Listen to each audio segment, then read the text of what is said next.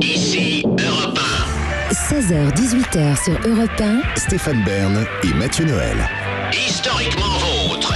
Historiquement vôtre, c'est aussi une remontée aux origines de tout ce qui fait notre quotidien. Et le quotidien de la plupart des Français, et surtout du président de la République, visiblement, scoop Stéphane Bern, c'est les pastilles Vichy.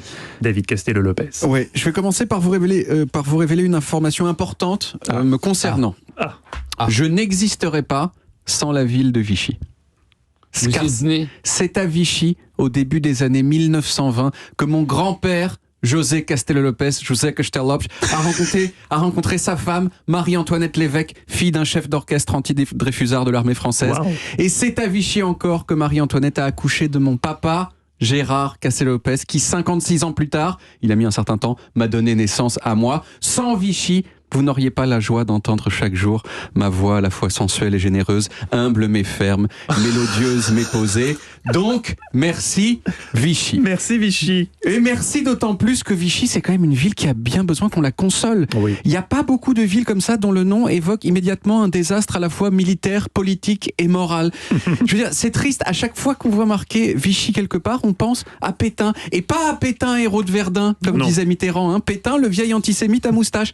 Et du même coup, je suis toujours légèrement choqué quand je vois des publicités du genre les pastilles Vichy pour une haleine toujours fraîche. Ça me fait toute proportion gardée un effet voisin de si on me disait le matin je mange les céréales Auschwitz pour des matins réussis. Non. Si. Et en plus, là on va pas recevoir de pastilles Vichy. Et en plus, dans le cas de Vichy, c'est injuste bien sûr parce que l'eau de Vichy, comme les pastilles Vichy, elle date de bien avant ces quelques années de sinistre mémoire. Vichy, c'est une ville de l'Allier, au centre de la France, dont l'eau a une particularité, elle contient de belles quantités de bicarbonate de soude. Et le bicarbonate de soude, c'est quoi ? C'est une substance qui fait partie de ce qu'on pourrait appeler les substances miracles. Parce qu'elle permet un nombre de choses incroyables. Elle permet 1. de blanchir les dents, 2. de nettoyer votre salle de bain, 3. de remplacer la levure dans le pain, 4. de rendre les anesthésies moins douloureuses, 5. de tuer les champignons qui attaquent les cultures dans votre potager, 6. de faire en sorte, Olivier en parlait l'autre jour, que les légumes gardent leur couleur quand on les bout, et 7, et c'est ce qui va nous intéresser, il facilite la digestion. Les Romains, ils avaient déjà remarqué, sans comprendre pourquoi, que l'eau de Vichy, elle leur faisait du bien.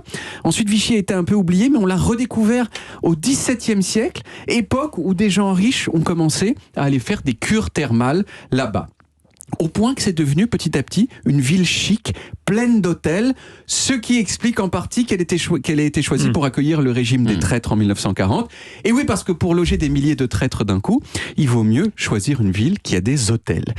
Et puis, en 1824, il y a un monsieur chimiste qui s'appelle Jean-Pierre Joseph Darcet qui a trouvé une solution pour extraire et purifier le bicarbonate de soude de l'eau de Vichy et qui s'est dit, tiens, et si j'en faisais des pastilles pour la digestion ? C'est ce qu'il a fait, et c'est de ces années-là que datent les pastilles Vichy. Alors à cette époque-là, elles n'étaient pas encore hexagonales, et d'après ce que j'ai compris, elles n'étaient pas non plus parfumées à la menthe, donc j'avoue, c'était pas vraiment des pastilles Vichy. C'était dégueu. C'était des médicaments, en fait, vendus en pharmacie, et puis à partir du début du XXe siècle, c'est devenu la confiserie qu'on connaît. Alors c'est un peu, j'avoue, une confiserie de grand-mère, et de ce point de vue-là, c'est quand même remarquable que les pastilles Vichy ne disparaissent pas, parce que quand j'étais petit, c'était déjà des pastilles de grand-mère. Oui. Or, les grand-mères de quand j'étais petit, elles sont mortes, vous voyez ? Mais elles ont été remplacées par d'autres grand-mères qui donc visiblement en achètent encore. Il y a un magnifique turnover de grand-mères sur les pastilles Vichy, c'est super beau à voir. Est-ce que j'en ai apporté, vous en voulez ? Moi j'en veux volontiers. J'adore. Elles sont sucrées ou pas ? Elles sont sucrées, mais légèrement. Légèrement, c'est très bon. C'est très très bon. Moi, zéro sucre. Non, je pense. Non. Zéro sucre. Zéro sucre. Non. Vous en voulez pas ?